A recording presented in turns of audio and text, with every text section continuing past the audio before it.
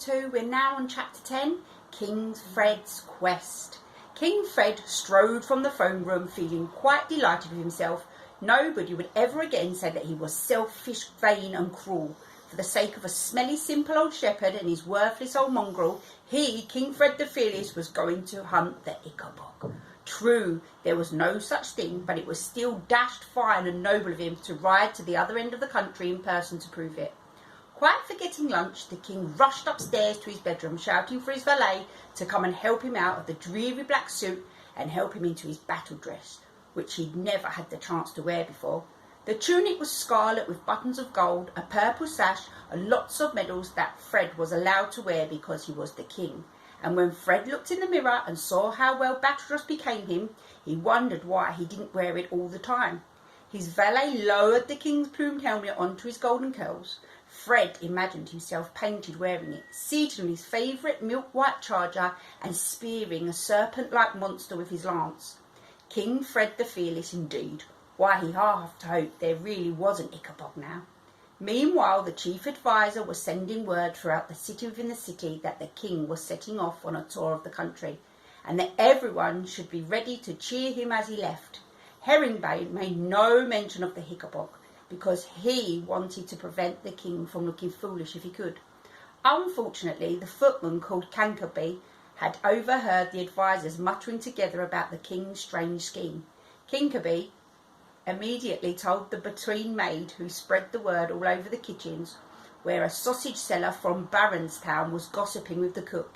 In short, by the time the king's party was ready to leave, word had spread all through the city within the city, and the king was riding north to hunt the Ickabog, and news was already beginning to leak out into the wider Shoeville.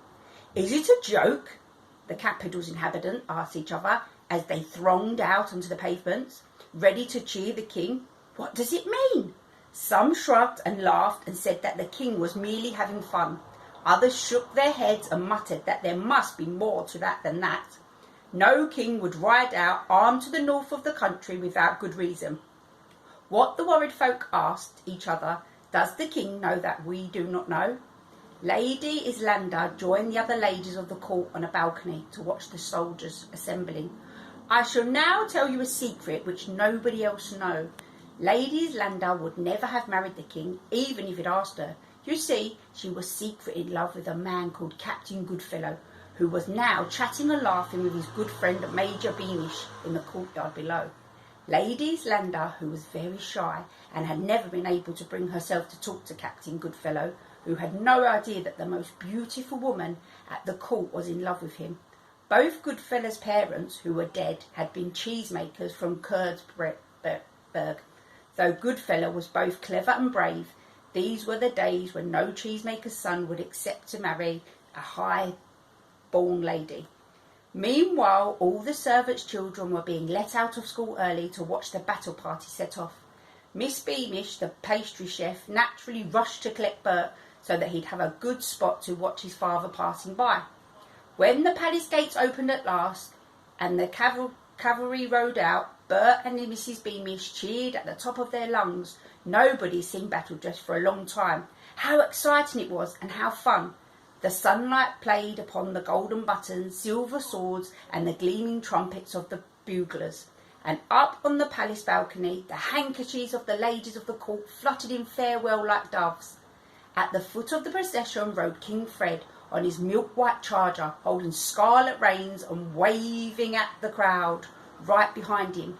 Riding a thin yellow horse and wearing a bored expression was Spittleworth, and next came Flapoon, furiously lunchless and sitting on his elephantine chestnut. Behind the king and the two lords trotted the royal guard, all of them on dapple grey horses, except for Major Beamish, who rode his steel grey stallion. It made Mrs. Beamish's heart flutter to see her husband looking so handsome. "Good luck, Daddy!" shouted Bert, and Major Beamish, though he really shouldn't have done, waved at his son. The processions totted down the hill, smiling at the cheering crowds of the city within the city, until it reached the gates in the wall onto the wider Shoeville. There, hidden by the crowd, was the Dovetail's cottage. Mr. Dovetail and Daisy had come out into their garden, and they were just able to see the plumes of the helmets of the royal guard riding past. Daisy didn't feel much interest in the soldiers. She and Bert still weren't talking to each other. In fact, he'd spent the morning break with Roderick Roach, who often jeered at Daisy for wearing overalls instead of a dress. So the cheering and the sound of the horses didn't raise her spirits at all. "There isn't really an Ickabog, Daddy, is there?" she asked. "No, Daisy," sighed Mr. Dovetail, turning back to his workshop. "There's no Ickabog. But if the king wants to believe it, then let him.